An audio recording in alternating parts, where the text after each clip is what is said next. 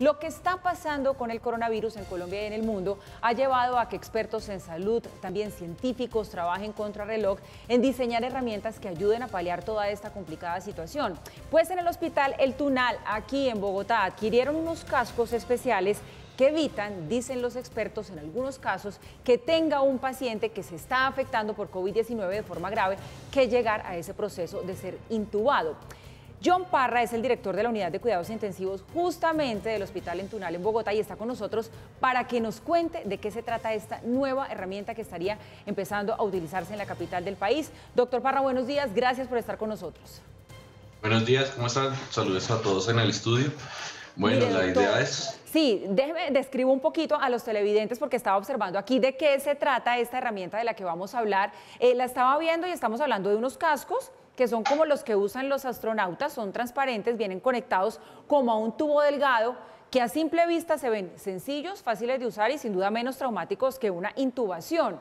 ¿De dónde salieron estos cascos y cómo funcionan? bueno, digamos, estos son unas interfaces que se usaban previamente en las ventilaciones mecánicas no invasivas.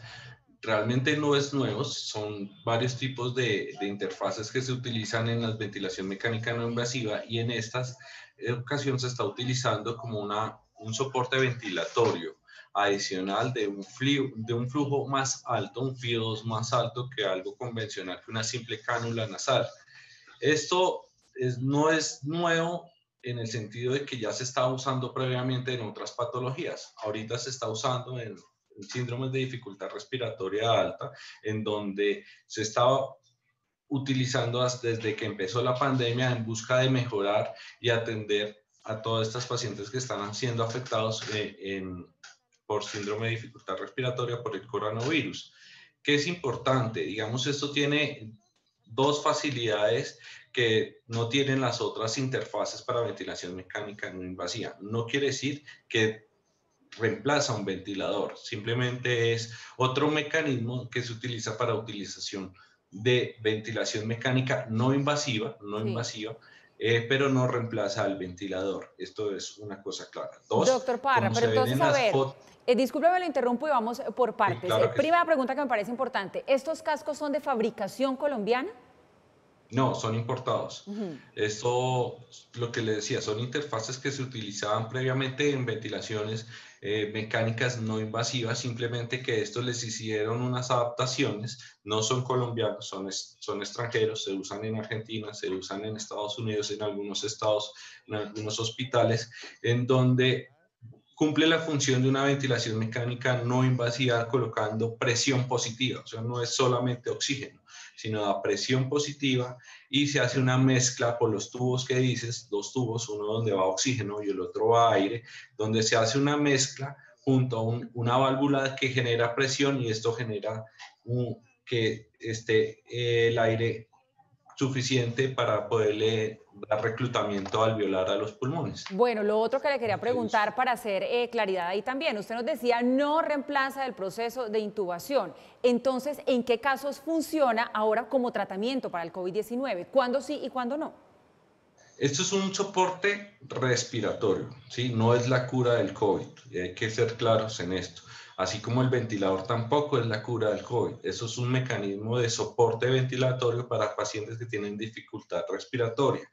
No es para todos los pacientes. Tienen que tener unos criterios médicos clínicos que se pueden poner o no a los pacientes, que es importante que el paciente no tenga una franca dificultad respiratoria, que su mecánica respiratoria, o sea, que respire por sí solo, respire bien, no tenga una dificultad marcada. Y lo importante que debe tenerse en cuenta es que no debe retrasar la ventilación.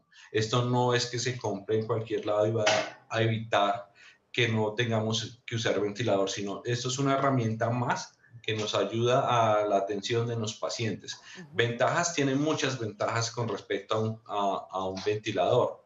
El uso de no tener relajantes musculares ni de sedación, porque pues un paciente con ventilación mecánica tiene que estar sujeto a un mecanismo de medicamentos, de relajantes, y estos generan de una u otra forma algún efecto secundario en el cuerpo. Muchas veces el COVID aparte de que resuelve su enfermedad después de sus 14 a 21 días, nos va a generar que va a tener complicaciones adicionales como el desacondicionamiento físico, Sí. el delirium. Si usted evita todo esto usando estos mecanismos, va a salir más rápido de una unidad de cuidados intensivos, pues vamos a tener menos complicaciones secundarias al uso de ventilación mecánica Doctor invasiva Parra, convencional.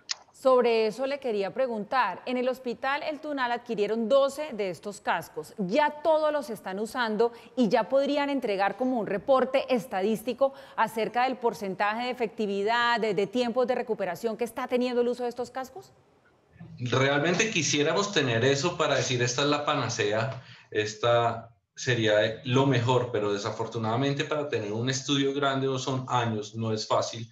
Esto lo hemos visto durante toda la pandemia en donde empezamos a usar ivermectina, empezamos a usar dióxido de cloro y pues todo no ha salido como quisiéramos, sí, hay unos efectos benéficos, otros no, pero realmente todavía es muy pronto para decir que es suficiente con esto. Sí es claro que hay un gran porcentaje en donde los pacientes han salido adelante, pero también hay otro porcentaje que nos ha tocado tal vez por más indicadores, por tipo del tiempo en el que se colocó, que no nos ha dicho es 100% seguro. Realmente en medicina no hay nada 100% seguro, pero digamos sí nos han demostrado que algún tipo de pacientes nos ha presentado algo, un efecto benéfico que con la ventilación mecánica invasiva convencional. Entonces, es importante aclarar que en este momento no es el 100% de todos los pacientes que se deben utilizar, sí es un porcentaje mínimo, pero ese porcentaje mínimo estamos evitando todos los efectos secundarios que tiene el estar usando ventilación mecánica normal, ¿sí? Por todo Doctor lo Parra, que le había dicho. Claro que sí. usted nos decía ahora, doctor Parra, que estos cascos se vienen usando desde hace mucho tiempo para otras patologías. ¿Para cuáles? Para edema pulmonar, como efecto de transición para liberación de ventilación mecánica convencional, el paciente que estaba sometido a ventilaciones prolongadas y se hizo destete de la misma, se colocaba estos medicamentos, estos interfaces que se estaban utilizando. Y para confort, ¿sí? Digamos, cuando usted habla de ventilación mecánica no invasiva, por ejemplo, en patologías convencionales que son, por ejemplo, el SAOS, que es el síndrome de apnea obstructiva, que es más que todo en los pacientes obesos. Estos pacientes utilizan o duermen con unas cánulas o con unos CPAP, que son unos aparatos que le generan presión positiva a los pulmones. Estos hay diferentes interfaces, hay unas que son toda la cara, se llama Total Face, o son cánulas pequeñas pegadas a unos tubos que van a la máquina que genera, que son portátiles. Digamos, todo esto son varios tipos de interfaces que se utilizaban para la ventilación mecánica no Sí. invasivas. Estos iban sujetos a un circuito y a una máquina. A estos ahorita lo que tenemos a diferencia de los otros es que es una mezcla de aire y oxígeno que no van sujetos a una fuente grande, de un mecanismo grande, sino es simplemente aire y oxígeno que eso lo tienen en Claro. cualquier red hospitalaria. Doctor Parra, pues interesante y esperamos que funcionen, que sigan avanzando ustedes allí como en la observación de lo que está pasando con los pacientes con estos 12 cascos que se tienen por ahora y ojalá encontráramos allí una ayuda adicional a los tratamientos de COVID-19. Por último, no lo quiero despedir sin hacerle la pregunta de rigor. Doctor Parra, ¿cómo está la ocupación de UCI para COVID-19 allí en el Hospital El Tunal hoy? Nosotros en este momento tenemos 95 camas exclusivas para atención de COVID, de los cuales tenemos el 93% de ocupación. Es el promedio que se ha mantenido durante este fin de semana. Afortunadamente, la ocupación de las UCIs no COVID ha disminuido y esto nos ha permitido que podamos convertir camas no COVID en COVID y así darle más respuesta a los problemas distritales y nacionales que tenemos de ocupaciones de cama COVID. Pues bien, doctor John Parra, director de la Unidad de Cuidados Intensivos del Hospital El Tunal, todo nuestro agradecimiento por lo que usted y toda la comunidad médica están haciendo por los colombianos. Esto no debe excluir el llamado a que nos sigamos cuidando, no debemos depender de que los médicos estén allí 24/7 para nosotros, sino que tenemos que ayudarles un poquito para no infectarnos y no colapsar todos nuestros centros hospitalarios. De verdad, muchísimas gracias. Quedamos muy atentos a lo que siga pasando, no solo allí en el Tunal, sino con los demás hospitales del país. Y bueno, y también qué va pasando con estos cascos, que hasta ahora pues lo que vemos es que son una herramienta útil que vale la pena probar en momentos en los que el mundo apenas está descubriendo cómo funcionar con esta pandemia. Buenos días para usted. Muchas gracias a usted también y seguimos trabajando en equipo. Esto es un trabajo que es de todos los perfiles, desde el terapeuta, desde el enfermero, el camillero, hasta el especialista y el grupo directivo, y un esfuerzo que estamos haciendo desde la Subred Sur. Muchas gracias a ustedes y esperamos que nos sigamos cuidando, porque no, como usted lo dice, no es solamente el trabajo del grupo de salud, sino el trabajo de las personas. Muy amable, muchas gracias.